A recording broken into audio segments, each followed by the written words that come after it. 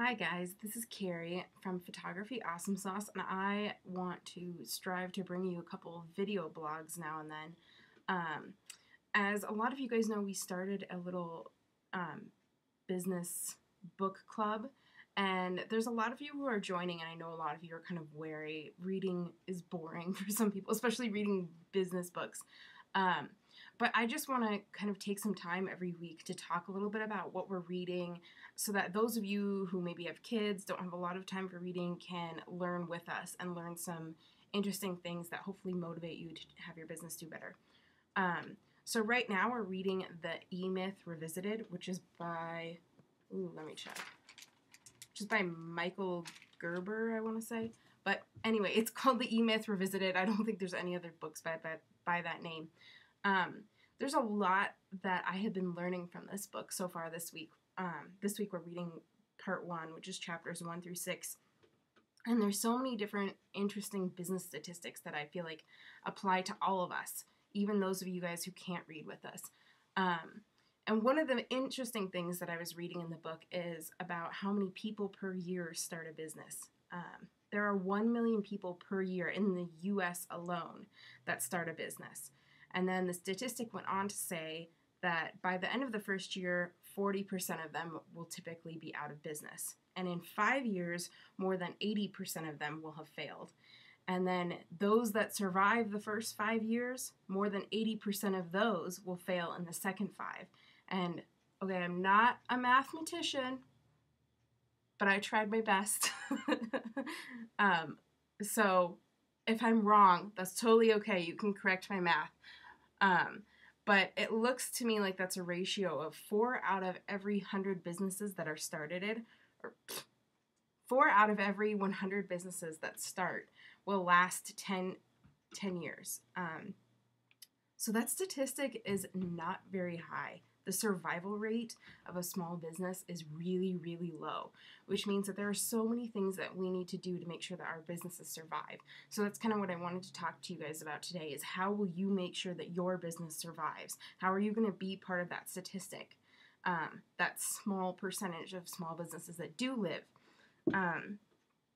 And one of the things the book said was that your business is a direct reflection of who you are. And I'm a big believer in that. Those of you guys who read the blog know that one of my biggest advertising schemes is advertising me as a photographer instead of my skills or my experience. And so that's been a really big marketing tool for me. But what it takes for a business to survive, a small business in particular, I kind of came up with a list of things, and you guys are welcome to add to this.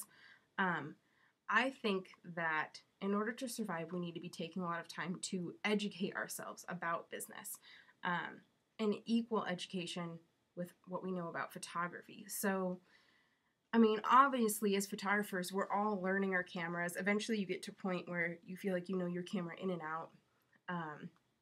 So that's really important, but it's equally as important to know a lot about the business side of things, everything that goes on behind the scenes, because that's one of the roles that as photographers, we're not always very good at and we don't have a lot of experience with.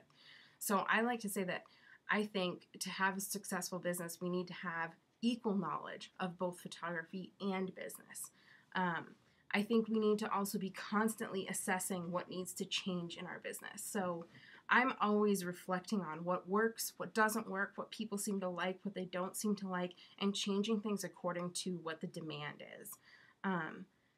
That willingness to change and willingness to try new things is a really important part of being a business owner. If we're too stuck in what we think we want, then we might not be meeting the needs and desires of our clients and our customers. Most businesses that are operated that fail are operated according to what the business owner wants and not necessarily what the business itself needs to survive. So another thing that I wanted to talk about is having a constant flow of ideas for improvement. So we're talking about how we always need to be open to changing things that aren't working and reflecting on our business and saying, this doesn't seem to be the best idea. Maybe I can try something new.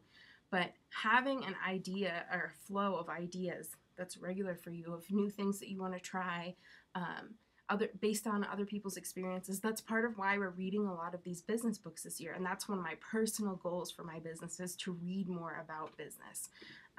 so that I'm always coming up with great new ideas, not only to talk about to you guys and teach you, but also to help my business become the best that it can be.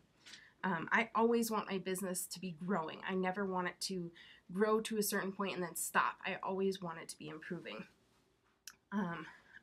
Another important part of surviving in this world, this harsh business world, is delegating work. And I feel like as photographers, that's kind of difficult because, I mean, we're a business owner, but our business is actually based on our own particular artistic style and our abilities as a photographer. So it's not easy to become the business owner and then start delegating and hiring other photographers to do your work for you, although some business models do set their photography up that way.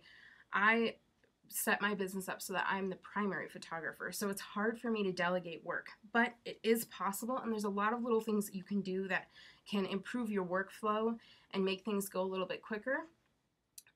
So there are services out there. I think one of them is called photographersedit.com, which can edit your photos for you. It does cost a fee, but if that's part of your business that you really hate doing, you want to be able to delegate that work, you could hire somebody yourself. You could delegate that editing work out to somebody else. Delegating editing work is not always a photographer's favorite option because they feel like it takes away their signature style, so that's up to you, but there's so many other ways that you can delegate work. You can hire an intern to help you organize things behind the scenes. You can use a lot of online services, which is what I like to do. So one of the services I love to use is Pixify.com because it essentially makes my booking process really easy, and I'm delegating my booking process to them. So all I have to do is send out a contract online, accept payment online, and things go really quick and it's all automated. Instead of me sending out contracts or trying to sign them in person and spending a lot of time and effort doing that. That's a part of the process that's not hard for me to give away, and it's easy for me to have somebody else or some other service run for me. But there are tons of options for delegating work, especially the small things that you don't like to do yourself. Another important aspect of survival is meeting the industry's demand. So with a business like photography, everything in our industry is constantly changing. We're becoming more and more digital, and digital photography is becoming more and more accessible by not only photographers, but also by the general population. And so that really starts to change what people are looking for in a photographer. And you need to always be thinking of what people want and how you can meet those needs, but still be your business and your own person, and not lose yourself in what other people want.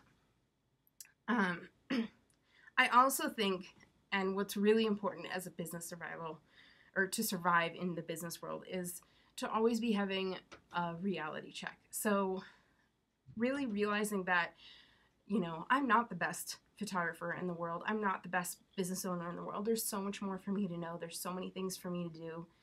But also that being a photographer comes with so many other things, so many other jobs, and it is harder for us to delegate that work because we have to edit photos, we have to be a computer expert, we have to be an expert at using our camera, we have to be great at accounting, we also have to be great at managing any other second shooters and other people, we have to be good at organizing. There's so many aspects that go into this, and a lot of us go into this business, and this is what we were talking about in the E-Myth Revisited book that we're reading this month, is that there are 3 different roles that business owners play.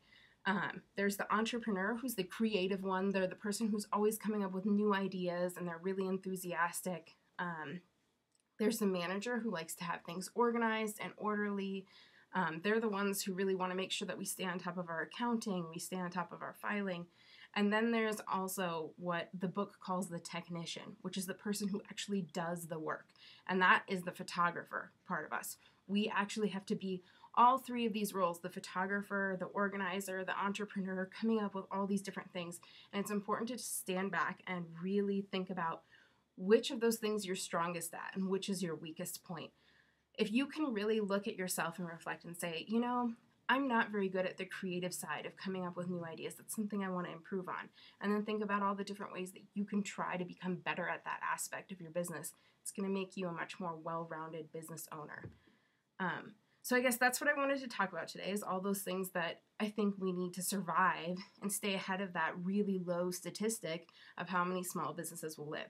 And that's what Photography Awesome Sauce is all about. So is learning together about business and all the things that are harder for us as photographers to know about. So I hope this video helps you guys out. You're always welcome to join our book club group and participate depending on how busy you are or how not busy you are. We're going to read one book a month, and these books are pretty short. I'll list the information in this blog post, and we'd love to have you. So thank you guys, and I guess I'll talk to you next week.